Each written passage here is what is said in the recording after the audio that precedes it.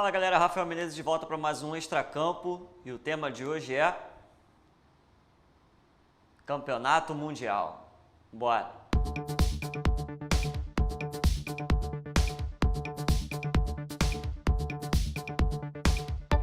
É isso, pessoal. Para falar do Mundial de 52, a gente precisa voltar um pouquinho no tempo. 2 anos antes, o Brasil sediava a Copa do Mundo pela primeira vez. E, infelizmente, a seleção brasileira perdeu naquele episódio do Maracanaço, para o Uruguai, dentro de casa no Maracanã, lotado com mais de 200 mil pessoas. E isso foi um incentivo para a disputa do Mundial de Clubes, o primeiro aqui no Brasil. No ano seguinte, a Copa, em 1951, foi disputado o Mundial, que foi vencido pelo Palmeiras. E aqui no Rio, o Vasco disputou também esse Mundial, por ter sido o campeão carioca de 1950. O Campeonato Carioca naquela época, o Campeonato Paulista também, nessa mesma época, ele era muitíssimo importante, tinha um peso muito parecido com hoje, Copa do Brasil, Campeonato Brasileiro, tanto que Vasco e Palmeiras foram os convidados a participarem desse primeiro Mundial, que teve a chancela da FIFA, inclusive foi uma ideia da FIFA de fazer a realização desse torneio. E então o Rio e São Paulo sediou essa primeira edição da Copa Rio, que teve esse nome, inclusive, por ter a cidade do Rio de Janeiro como patrocinadora desse campeonato, A gente fala muito também lá da Copa Toyota, que o Flamengo ganhou em 81, eles se orgulham tanto aí de dizer que só o Flamengo no Rio é campeão mundial. Isso não é verdade, vou mostrar agora que em 1952 nós fomos campeões mundiais muito antes que eles, numa competição muito mais difícil, que tinha muito mais competidores do mundo inteiro, e eles disputaram lá com um campeão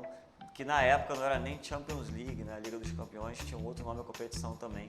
Só na década de 90 a Champions League passou a existir, e a que antecedeu ela começou em 55, após esse Mundial também, com outro nome.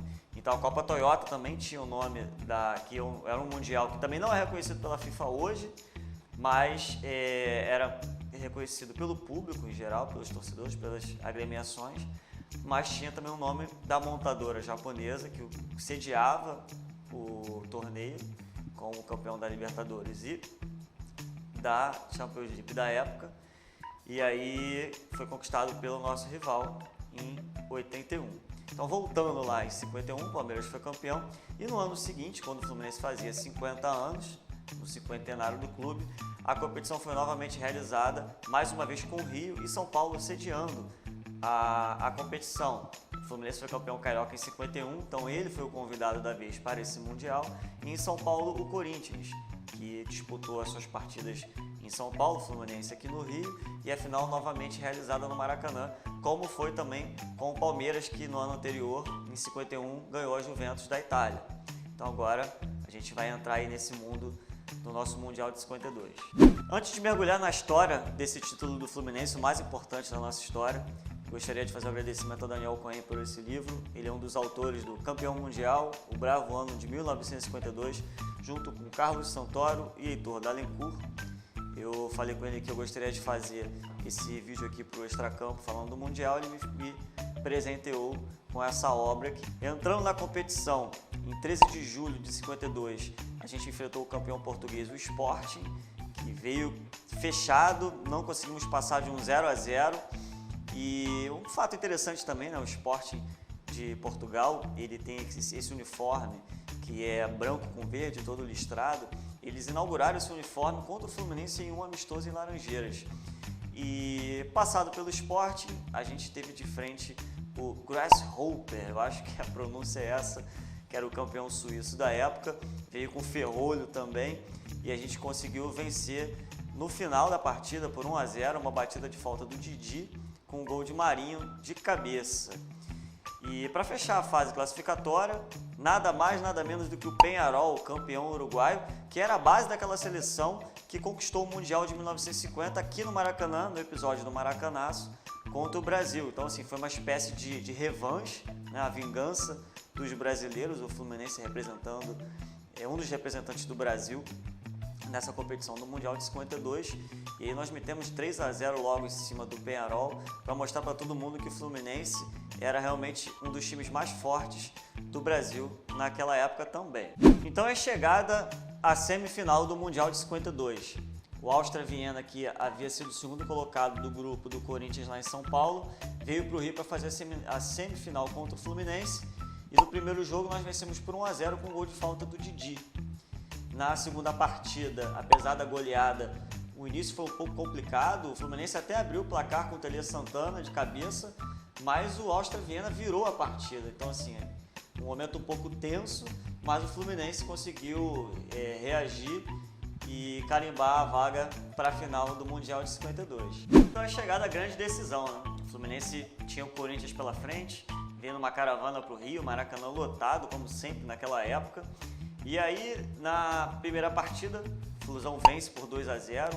O primeiro gol saiu aos 23 minutos do primeiro tempo, uma falta dura do Corinthians.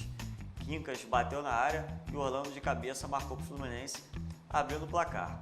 Acabou o primeiro tempo, uma confusão, os jogadores do Fluminense e Corinthians brigaram na entrada do vestiário, teve até intervenção policial. Na época o futebol já era quente, né? E na segunda etapa, no contra-ataque, o Fluminense matou o jogo. O Orlando, que já havia marcado o primeiro gol de cabeça, deu uma assistência para o Marinho, ele matou no peito, driblou o zagueiro e botou para a rede, né? Então o Fluminense já havia aí aberto uma grande vantagem para a partida decisiva, a segunda, que foi disputada também aqui no Maracanã.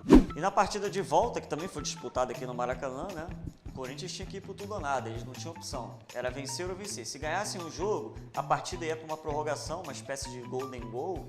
Quem marcasse pela primeira vez na prorrogação seria o campeão do Mundial de 52. Mas o Fluminense tratou logo de abrir o placar no primeiro tempo com o Didi, cracaço. Foi com vantagem para o segundo tempo, né?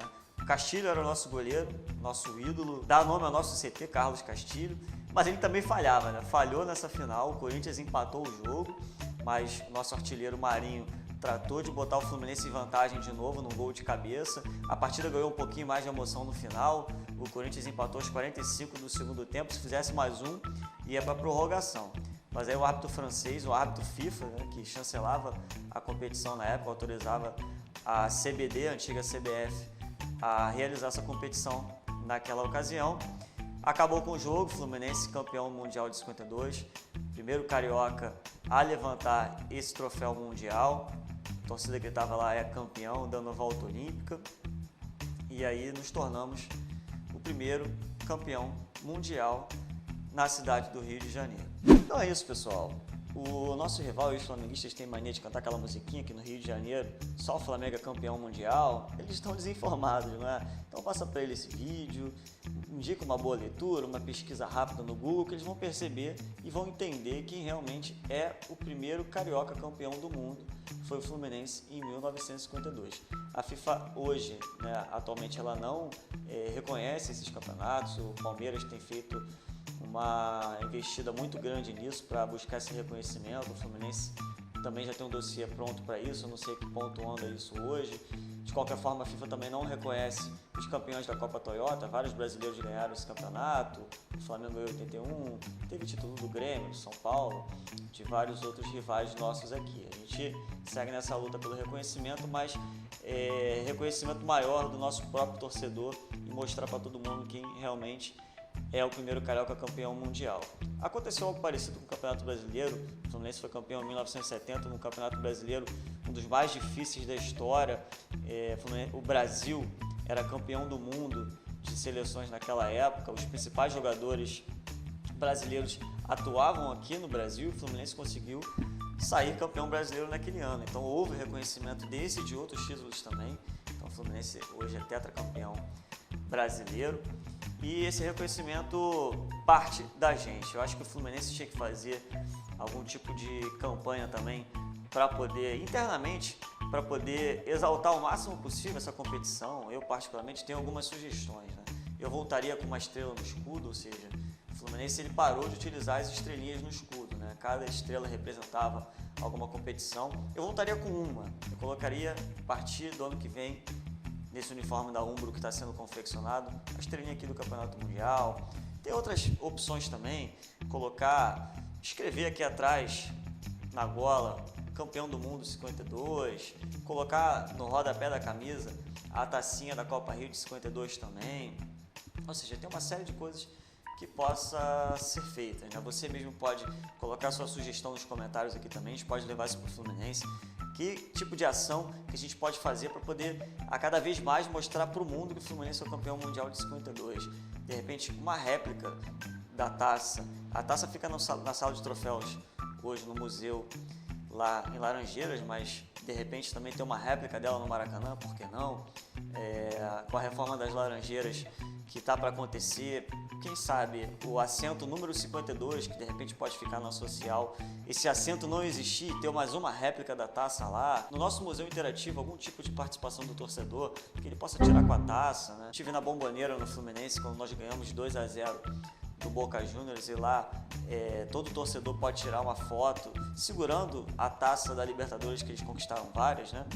Então, por que não o torcedor do Fluminense que vai lá no Laranjeiras poder tirar uma foto com a taça do Mundial de 52, criar ali, desde a entrada da sede social do Fluminense, um caminho para o título, ou seja, criar uma calçada vermelha ali, um tapete vermelho que vai te levar até a taça lá do Mundial de 52. Todo ano, no aniversário do Campeonato Mundial de 52, criar algum tipo de evento, alguma participação. Ou seja, o Fluminense tem tudo na mão para poder, a cada vez mais, nós mesmos chancelarmos essa competição que é a mais importante da nossa história. Então você, tricolor, se orgulhe. Você é campeão do mundo antes que o nosso rival. Eu vou ficando por aqui. Um grande abraço, saudações tricolores e o choro é livre.